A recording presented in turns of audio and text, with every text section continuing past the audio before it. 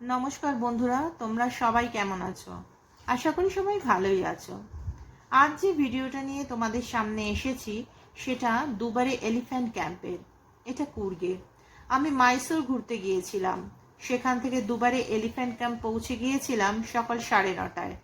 পৌঁছেই আমার চক্ষু চড়ক গাছ। কাবেরী নদীতে তখন জল কম, তাই বোট চলছে না। অগত্যা জলের মধ্যে দিয়ে পাথর দেখে দেখে হেঁটে পার হতে হবে এই নদী।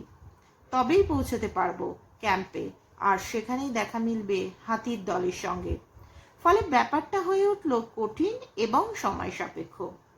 প্রসঙ্গত বলে রাখি, আমরা গিয়েছিলাম ডিসেম্বর মাসের শেষের দিকে, তাই ভিড় ছিল প্রচণ্ড। ওই দিন আমাদের আবার ফেরার একটা তাড়াও ছিল। সব মিলিয়ে খুবই হতাশ লাগছিল, যাওয়া হবে না এই ভেবে।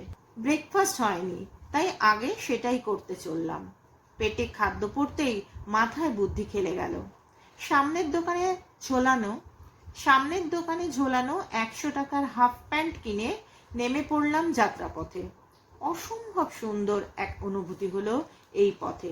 দেখা মিলল সাহায্যের হাত আর হাতির দলের।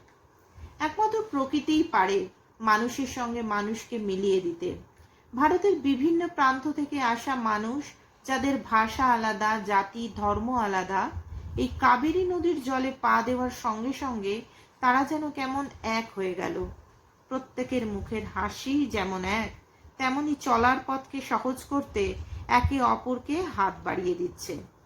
এত কথা বলার কারণ, যে কোনো পরিস্থিতিতেই পিছনে ফিরে না এসে সামনের দিকে পথ এগিয়ে যাওয়ার নামই জীবন। এই শিক্ষাটাই আজ তোমাদের সঙ্গে ভাগ করে নিলাম। এবার আমার এই ভিডিওটা এনজয় করো।